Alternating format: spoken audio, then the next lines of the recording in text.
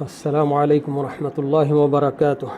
الحمدللہ والصلاۃ والسلام علی رسول اللہ وبعد۔ معزز سامعین، آج پیارے رسول صلی اللہ علیہ وسلم کا بیان کردہ ایک اور واقعہ، ایک اور قصہ ہم معلوم کرنے جا رہے ہیں۔ حضرت ابو ہریرہ رضی اللہ تعالی عنہ ہی اس واقعے کے بھی راوی ہیں۔ امام مسلم نے یہ حدیث روایت کی ہے۔ اللہ کے رسول صلی اللہ علیہ وسلم فرماتے ہیں کہ ایک آدمی ایک صحرا سے گزر رہا تھا کہ اچانک اس نے بادلوں میں آواز سنی۔ کہا جا رہا تھا کہ فلاں کے کھیت کو سیراب کرو۔ اس آواز کے سننے کے بعد وہ آدمی کہتا ہے کہ اس بادل نے اپنا پورا پانی وہاں ایک پتھریلی زمین پر انڈیل دیا، اور اس زمین میں پانی بہنے کے بہت سارے راستے تھے، تو اس میں سے ایک راستے نے اس پورے پانی کو اپنے اندر لے لیا، اور وہ آدمی اس پانی کے پیچھے پیچھے اس کا پیچھا کرتے ہوئے چلا جا رہا تھا، یہ دیکھنے کے لیے کہ آخر کون آدمی ہے کہ جس کے کھیت کو سیراب کرنے کے لیے آسمان سے یہ آواز آئی تھی یا بادلوں سے یہ آواز آئی تھی۔ تو پانی کا پیچھا کرتے کرتے وہ آدمی ایک کھیتی پر پہنچا، تو وہاں کیا دیکھتا ہے کہ ایک آدمی اپنے یعنی کہ کھیتی کے جو آلے ہیں ان کے ذریعے پانی ادھر ادھر کر رہا ہے۔ ہمارے پاس جیسے کہ پھاوڑا کہتے ہیں، تو اس کو لے کر سمجھیے کہ وہ پانی ادھر ادھر تقسیم کر رہا ہے۔ تو یہ بندہ وہاں پہنچ کر سلام کرتا ہے اور اس کو پکار کر کہتا ہے کہ اے اللہ کے بندے، تیرا نام کیا ہے؟ تو وہ آدمی اپنا نام بتا دیتا ہے۔ بتانے کے بعد اس پہ پوچھتا ہے کہ بھائی تم میرا نام کیوں پوچھ رہے ہو؟ تو پھر اس کے بعد وہ آدمی اس کو کہتا ہے کہ میں بہت دور تھا کہ وہاں بادلوں میں اچانک آواز آئی کہ فلاں آدمی کی کھیتی کو سیراب کرو، تو میں نے جو نام سنا تھا وہ تمہارا ہی اپنا نام ہے، اسی نام کے ساتھ کہا گیا تھا۔ تو آخر تم کیا کرتے ہو کہ اتنی بڑی چیز تمہارے ساتھ پیش آئی؟ تو وہ آدمی کہتا ہے کہ بھائی جب تم نے یہ سوال کر ہی لیا تو میرا اپنا کوئی بڑا کام نہیں ہے، بس میں یہ کرتا ہوں کہ میری اپنی کھیتی میں جب بھی وہ اگتی ہے، تیار ہوتی ہے، تو میں اس کو 3 حصوں میں تقسیم کرتا ہوں۔ ایک حصہ غربا اور مساکین کے لیے، اور ایک حصہ میرے اپنے بال بچوں کے لیے،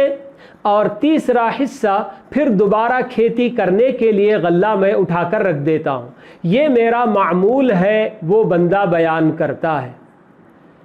تو یہاں ہم لوگوں کو اللہ کے رسول صلی اللہ علیہ وسلم نے یہ واقعہ بتایا، تو سب سے پہلے ہمیں یہ بات یہاں معلوم ہونی چاہیے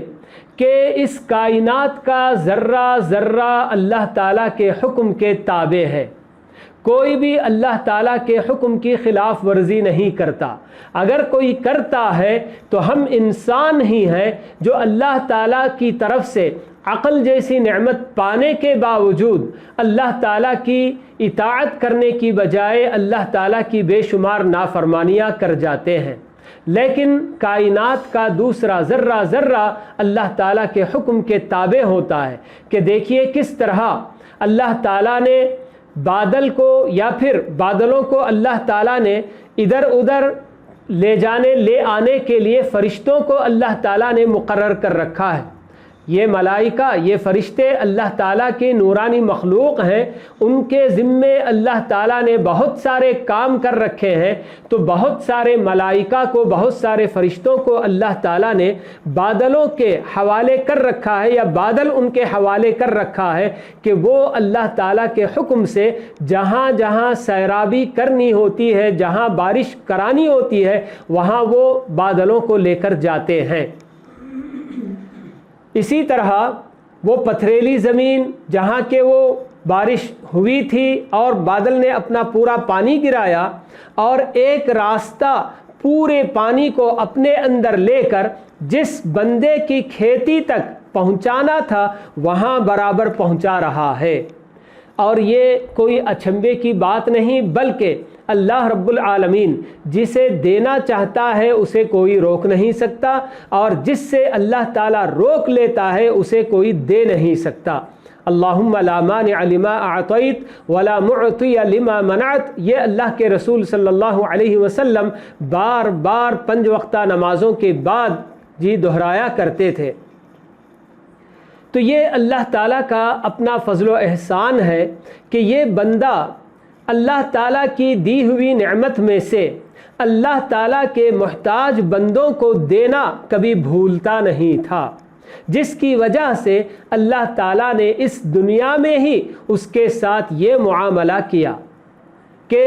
خاص اس کی اپنی کھیتی کو سیراب کرنے کے لیے اللہ تعالیٰ نے پانی کو حکم دیا، بادل کو حکم دیا، اور وہ بادل کا پانی صرف اس کی کھیتی کو سیراب کر رہا تھا. تو یہ اللہ تعالیٰ کی مرضی ہوتی ہے. یہ عام طور پر دیکھا بھی جاتا ہے کہ بسا اوقات خود عمر آباد میں ہم نے یہ دیکھا، بلکہ ہمارے اپنے مدرسے کے اندر ہم نے یہ دیکھا ہے کہ آدھے صحن میں بارش ہوتی ہے اور باقی کا آدھا صحن ویسے ہی بغیر بارش کے سوکھا پڑا رہتا ہے. تو یہ اللہ تعالیٰ کا حکم ہوتا ہے کہ اللہ تعالیٰ کے حکم سے جس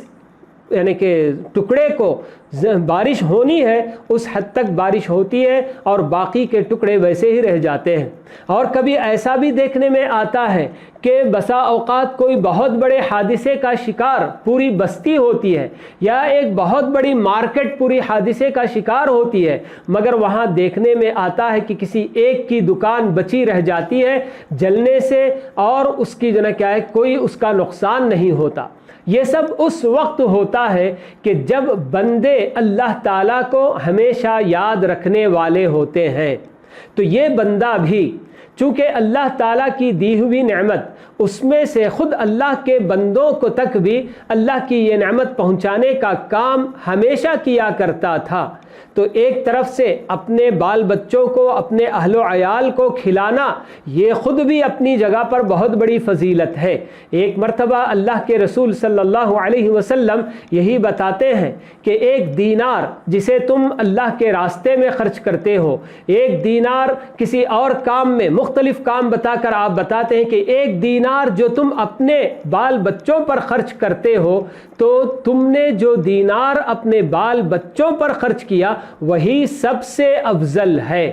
تو یقیناً اس واقعے میں ہم کو یہ سب باتیں معلوم ہو رہی ہیں کہ یہ بندہ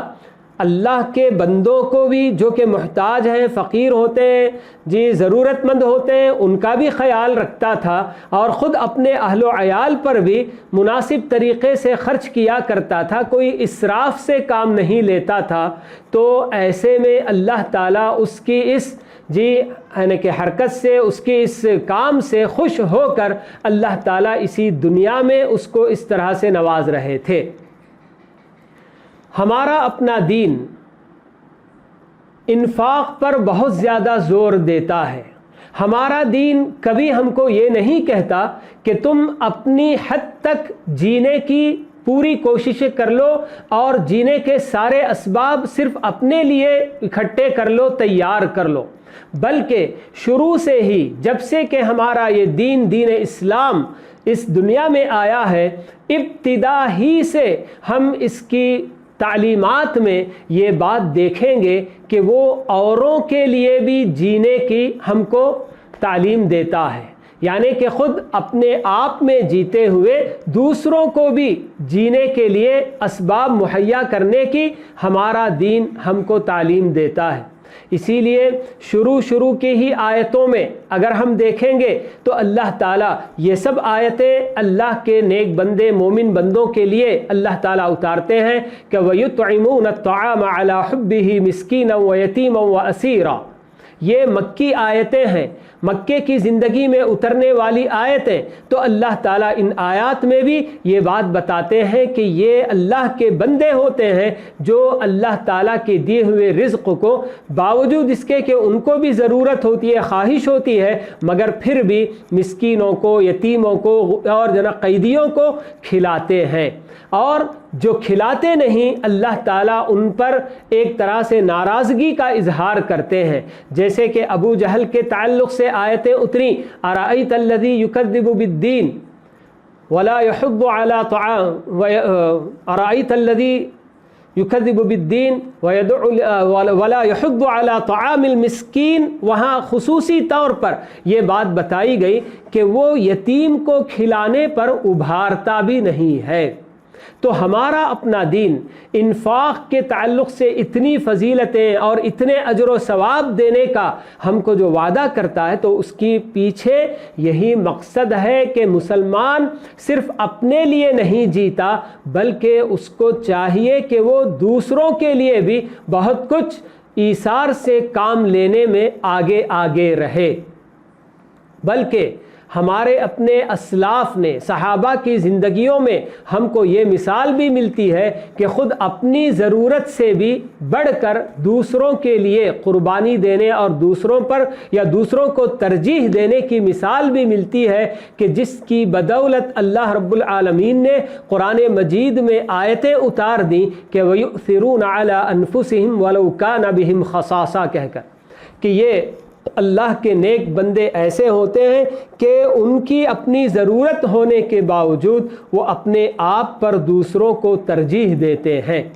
تو اس طرح کے واقعات پیارے رسول صلی اللہ علیہ وسلم اپنے صحابہ کے سامنے اسی لیے بیان کرتے ہیں تاکہ ان سے عبرت حاصل کریں۔ یہ بھی ہمارے اپنے لیے ایک طرح سے تعلیم دینے اور ہدایات، ہمارے اپنے لیے انسٹرکشنز دینے کا یہ بھی ایک طریقہ ہے کہ آدمی جو کچھ بھی کماتا ہے، جو کچھ بھی اسے اللہ تعالیٰ کی طرف سے روزی روٹی نصیب ہوتی ہے، اس کی اپنی محنت کے بعد تو اس کو یہ کرنا ہے کہ صرف اپنے حد تک جوڑ کر نہ رکھ لے، بلکہ خصوصی طور پر آج کل کے جو حالات ہیں جس میں کہ لوگ عام طور پر یہی سوچ رہے ہیں کہ جتنا ممکن ہو سکے خود اپنے لیے ہم بچا کر رکھیں، پتہ نہیں آگے چل کر ہمارے کیا حالات ہوں گے۔ ایسے حالات کے لیے بھی یہ حدیث بہت ہمارے لیے اہمیت کی حامل ہے کہ اس میں یہ بتایا جا رہا ہے کہ آدمی صرف اپنا نہ سوچے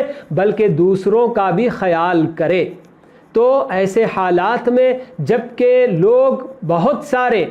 اللہ کے بہت ایسے بندے بھی کہ جنہوں نے اپنی پونجیاں لٹا دی ہیں اللہ کے بندوں تک پہنچانے کے لیے، ان کی مدد کرنے کے لیے، مگر ایسے بھی بہت سارے بندے ہیں جو یہ سوچتے ہیں کہ اگر ہم نے خرچ کر دیا تو آگے چل کر ہم اگر بھوکے رہ جائیں گے، پیاسے رہ جائیں گے تو ہمارا کیا حال ہوگا، اس لیے بچا کر رکھتے ہیں۔ یہ سب شیطانی وسوسے ہوتے ہیں جو شیطان یہ چاہتا ہے کہ ہم اللہ کے راستے میں خرچ کر کے اللہ تعالیٰ کا قرب حاصل کرنے سے دور رہ جائیں۔ تو یہ موقع ہے ایسے حالات میں خصوصی طور پر جو کچھ بھی ہمارے پاس ہے اس میں سے کچھ اور لوگوں کو بھی دے دلا کر، ضرورت مندوں کو، محتاج اور فقیروں کو دے کر اللہ تعالیٰ کے پاس قرب حاصل کرنے کا یہ بہترین زمانہ ہے۔ اس سے ہمیں فائدہ اٹھانا چاہیے۔ اللہ تعالیٰ ہم سب کو اس کی توفیق نصیب فرمائے۔ آمین۔ وآخر دعوانا ان الحمد للہ رب العالمین وصلی اللہ وسلم علی نبینا محمد وعلی آلہ واصحابہ